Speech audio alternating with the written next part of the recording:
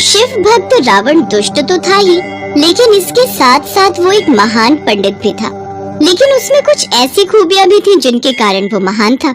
ये बात भी एकदम सत्य है कि अगर रावण में कुछ बुराई न होती तो वो ईश्वर का रूप माना जाता। रावण का सबसे बड़ा दुश्मन उसका खुद का ही अहंकार था, जिसने उसका सर्वनाश किया था। ये बात सभी अच्छे से जानते हैं कि रावण लंका का राजा था जिसके 10 सिर थे, और इसी कारण लोग उसे दशानंद भी कहते थे। उनके पिता का नाम ऋषि विश्रवा और माता का नाम केकसी था। रावण बहुत ही पराक्रमी, शक्तिशाली, बलशाली, बुद्धिमान शिव भक्त था। साथ ही वो एक बहुत ही विद्वान पंडित और बहुत बड़ा ज्ञानी भी था। रावण के शासन काल में लंका का वैभव अपने चरम पर था। उसका पूरा महल सोने का बना हुआ था, जिस कारण लंका को सोने की नगरी और सोने का महल भी कहा जाता है। रावण की सबसे बड़ी बुराई थी कि वो बहुत अहंकारी था, और उसके अंदर ये अहंकार उसकी माँ और राक्षस की बेटी केकसी ने भरा था। पुत्र, मैं चाहती हूँ कि इस पूरी सृष्टि पर केवल राक्षसों का ही राज हो और देवताओं का विनाश हो। रावण, मैं जानती हूँ कि तुम भगवान शिव के परम भक्त हो और रात दिन उन्हीं की पूजा पाठ में लगे रहते हो। इसलिए क्यों न तुम भगवान शिव की तपस्या करके उन्हें लंका में रहने के लिए मना लो। एक बार वो मान गए तो फिर संसार में किसी में इतनी हिम्मत नहीं होगी कि वो तुम्हें पराजित कर सके। ठीक है माता, तो फिर मैं आज ही हिमालय पर्वत पर जाकर भगवान शिव की कठोर तपस्या करके उन्हें प्रसन्न करता हूँ। इतना कहकर रावण हिमालय पर जाने के लिए निकल गए। कई वर्षों तक हिमालय पर रावण ने शिव जी की तपस्या की, और इस दौरान वो एक एक कर अपना सिर काटकर शिवलिंग पर चढ़ा रहा था। इस तपस्या के दौरान उसने अपने 9 सिर काट दिए। फिर जब वो अपना 10वां और आखिरी सिर काटने लगा, तभी भगवान शिव उसके समक्ष प्रकट हुए। रावण, तुम्हारी इस भक्ति से मैं बहुत प्रसन्न हूँ। मांगो, तुम्हें क्या चाहिए? ओम नमः शिवाय। आज साक्षात आपके दर्शन पाकर मेरा जीवन सफल हो गया प्रभु। मेरी इच्छा है कि आप मेरे साथ लंका चलें और वहीं रहकर मुझे आपकी भक्ति और सेवा का मौका दें।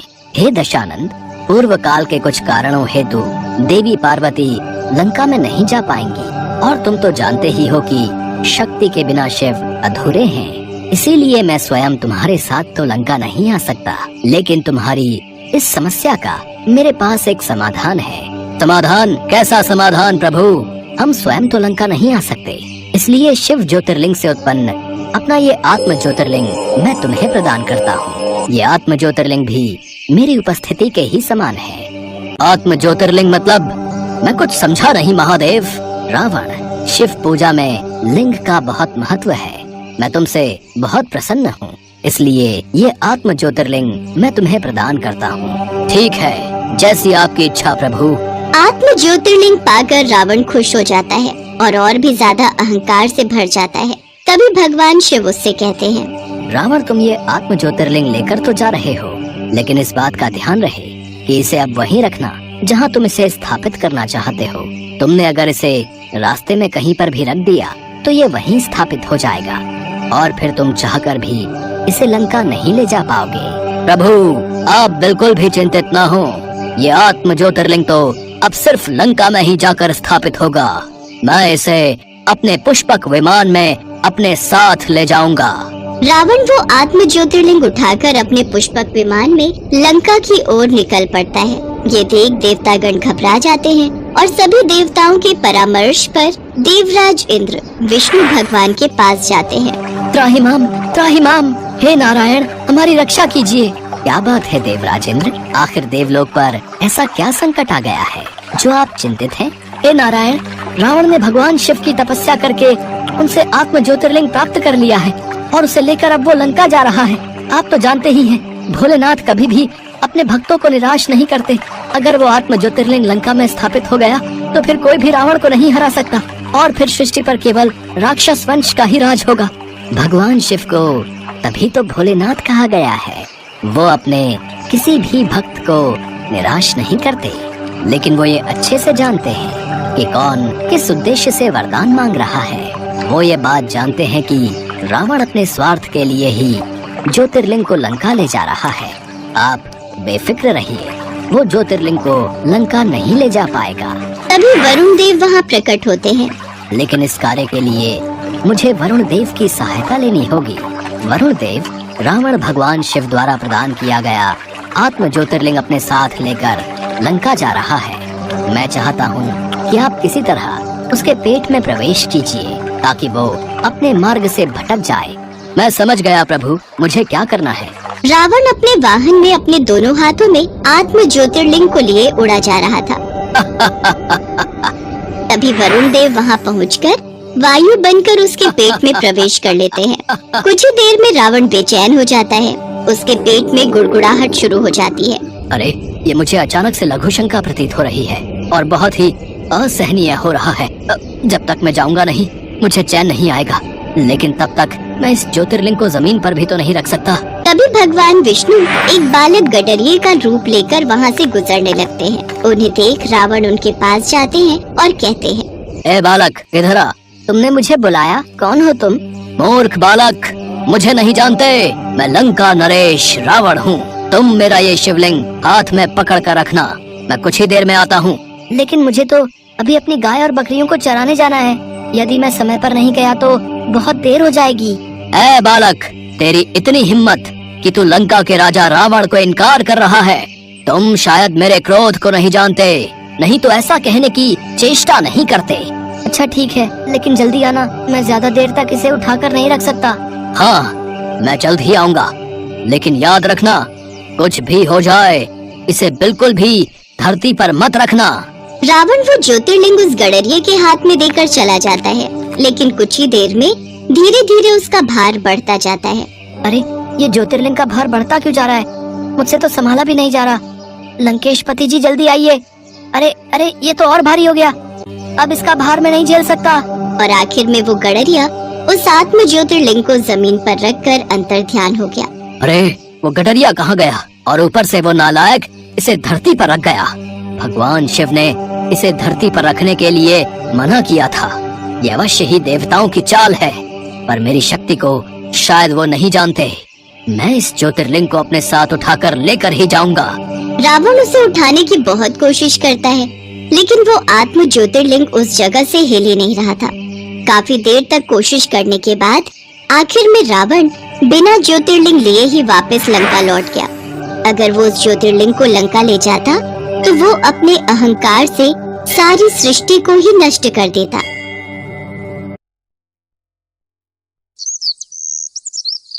एक बार माँ पार्वती कैलाश पर भ्रमण कर रही थी।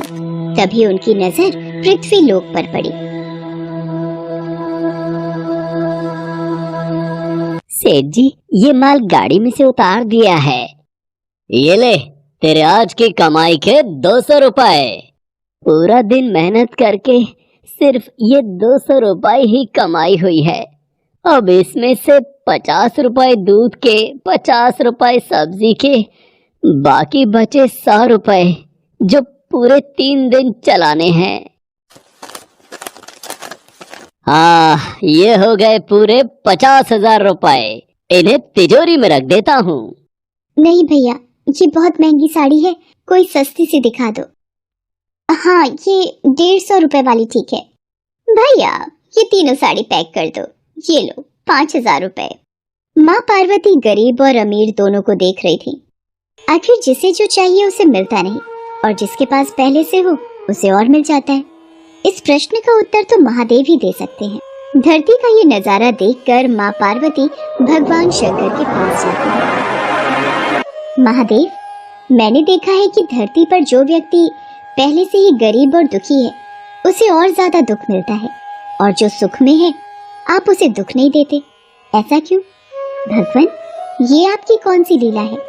देवी पार्वती, इस बात का उत्तर जानने के लिए आपको हमारे साथ धरती पर चलकर वहाँ के प्राणियों का हाल चाल जानना होगा। वहीं इस प्रश्न का उत्तर आपको प्राप्त होगा। भगवान शिव के कहे अनुसार कुछ समय बाद माँ पार्वती उनके साथ मृत्युलोक में प्राणियों का हालचाल जानने के लिए चल पड़ी। तभी रास्ते में उन्हें एक गरीब पति पत्नी जाते दिखाई दिए। और बेला, कुछ समझ नहीं आ रहा, हमारी गरीबी के दिन कब दूर होंगे। वो चंदन ने फिर एक नई जमीन खरीद ली। सबका भाग्य एक सा नहीं होता है जी। उसके भाग्य में अमीर बनना लिखा है, हमारे में नहीं। भगवान की इच्छा होगी तो हम भी अमीर बन जाएंगे। पता नहीं कौन से पिछले जन्मों के कर्मों की सजा भुगतनी पड़ रही है। न जाने कौन से बुरे पाप किए थे। हे महादेव, आप इन दोनों पति पत्नी को कुछ ही पलों में अमीर बना सकते हैं। मेरे कहने पर आप इन्हें अमीर बना दीजिए। ये बेचारे कितने दुखी हैं। देवी पार्वती, इन दोनों के भाग्य में अभी अमीर बनना नहीं लिखा है। महादेव, जब हम इन्हें धन दे देंगे तो इनकी गरीबी दूर हो जाएगी, फिर ये भी अमीर और सुखी हो जाएंगे। कृपया करके आप इनकी मदद कीजिए प्रभु। देवी पार्वती, मैं तुम्हारी इच्छा अनुसार इन्हें धन प्रदान कर देता हूँ, पर उसका मिलना या ना मिलना कर्मों पर निर्भर करता है। पार्वती जी के कहने पर भगवान शिव ने सोने की अशर्फियों से भरी एक पोटली उस रास्ते में डाल दी। पोटली से कुछ दूरी पर उर्मिला की नजर गुजरते हुए एक अंधे व्यक्ति पर पड़ी। सुनो जी, हम तो गरीब हैं इसलिए दुखी हैं, पर ये सामने व्यक्ति तो नेत्रहीन है। एक बात समझ नहीं आई, ये नेत्रहीन लोग कैसे जीवन व्यतीत करते होंगे? हाँ, बड़ी मुश्किल होती होगी उर्मिला इन बेचारे नेत्रहीन लोगों को। चलो आज हम भी अंधों की तरह चलकर देखते हैं, देखिए ये कैसे जीवन जीते हैं। उर्मिला और सूरज आंखें बंद कर एक दूसरे का हाथ थामे चलने लगे। सोने की अशर्फियों की पोटली रास्ते में ही पड़ी रह गई और वे दोनों करीब से गुजर गए। भगवान शिव बोले, देखा देवी पार्वती, इनके भाग्य में अभी गरीबी ही लिखी है। हम कुछ दिन धरती पर ही रहेंगे। यहाँ मनुष्य रूप में रहकर मैं तुम्हारे मन की सभी शंकाओं को दूर करना चाहता हूँ। भगवान शिव और देवी पार्वती ने मनुष्य का रूप धारण किया और पति पत्नी के रूप में एक गांव के पास डेरा जमाया। शाम के समय देवी पार्वती भगवान शिव से बोली, स्वामी, मैं रसोई की तैयारी शुरू करती हूँ। यहाँ पृथ्वीलोक में यदि हम रहने आ ही चुके हैं तो हमें भोजन की भी व्यवस्था करनी होगी। मैं चूल्हा बनाने की तैयारी करती हूँ, आप तब तक भोजन बनाने की सामग्री ले आइए। माँ पार्वती चूल्हा बनाने के लिए बाहर से ईंटें लेने गई। चूल्हा बनाने के लिए मुझे ईंटों की जरूरत है। ये एक जर्जर और टूटा मकान दिखाई दे रहा है। इसकी ईंटें मेरे काम आ जाएंगी, यही ले लेती हूँ। चूल्हा तो तैयार कर लिया, महादेव आते ही होंगे। अरे आप आ गए, ये देखिए मैंने चूल्हा तैयार कर लिया। पर आप खाली हाथ क्यों लौट आए स्वामी? भोजन कैसे बनेगा?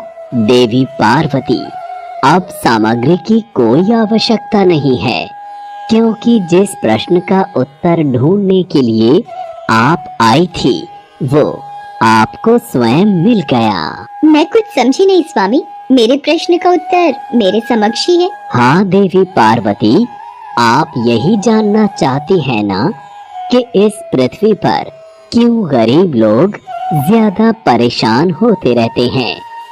अच्छा ये बताइए, आप इस चूल्हे को बनाने के लिए ईंटें कहाँ से लेकर आई हो? प्रभु, इस गांव में बहुत से ऐसे घर भी हैं जिनका रखरखाव सही ढंग से नहीं हो रहा है। उन पुराने घरों की जर्जर हो चुकी दीवारों में से मैं ईंटें निकाल कर ले आई। इसका मतलब जो घर पहले से खराब थे आपने उन्हें और खराब कर दिया, जबकि आप मजबूत घरों की दीवारों से भी तो ईंटें ला सकती थी। प्रभु, जो घर अच्छे और सुंदर दिख रहे थे उस घर के लोगों ने अपने घरों का रखरखाव बहुत अच्छी तरह किया है। ऐसे में उन सुंदर घरों को बिगाड़ना मुझे उचित नहीं लगा। देवी पार्वती, कुछ दिन पहले पूछे आपके प्रश्न का उत्तर भी यही है। जिन लोगों ने अपने जीवन को अच्छे कर्मों से सुंदर बना रखा है उन्हें दुख कैसे हो सकता है? इस संसार में हर मनुष्य अपने कर्मों का ही फल पाता है। सबके पास सब कुछ नहीं होता। मनुष्य के पिछले जन्मों का कर्म उसे इस जन्म में भुगतना ही पड़ता है, और यदि वो अपने इस जन्म और आने वाले अन्य जन्मों को सुखी बनाना चाहता है तो हमें सदैव ही पुण्य कार्य करते रहना चाहिए, ताकि हमारे कर्म उसमें जुड़ते रहें। आपको ज्ञात है वो मार्ग में उस दिन एक नेत्रहीन व्यक्ति, हाँ स्वामी, मुझे ज्ञात है। वो देखिए देवी पार्वती, उसके पास धन दौलत ऐशो आराम की कोई कमी नहीं है, परंतु उसकी आंखों का इलाज नामुमकिन है। ये उसके पिछले जन्म के कर्मों से जुड़ा है। उसने पिछले जन्म में जानबूझकर किसी निर्दोष की आंखों की रोशनी छीन ली थी, इसलिए ये इस जन्म में नेत्रहीन हो गया। पर इसके कुछ पुण्य कार्यों की वजह से ये अमीर बना। और वो गरीब पति पत्नी स्वामी? देवी, वो दोनों पिछले जन्म में एक कंजूस अमीर सेठ सेठानी थे, जो कभी भी कोई दान पुण्य नहीं करते थे। इसलिए इस जन्म में उन्हें गरीबी और दुख मिला। पर इन दोनों के अच्छे कर्म इनका आगे का जीवन सुखी बना सकते हैं। इस पृथ्वी पर कोई भी मनुष्य पूरी तरह से सुखी नहीं है देवी। हर मनुष्य के पास कोई न कोई दुख और समस्या है। मुझे उत्तर मिल गया है स्वामी। इस पृथ्वी पर सुखपूर्वक जीवन यापन करने के लिए मनुष्य को अपने द्वारा अच्छे कर्म करने चाहिए, ताकि उसे उसके पिछले बुरे कर्मों का फल न भुगतना पड़े, और फिर अपने प्रश्नों का उत्तर पाकर देवी पार्वती भगवान शंकर के साथ अपने रूप में आकर कैलाश वापस लौट गईं।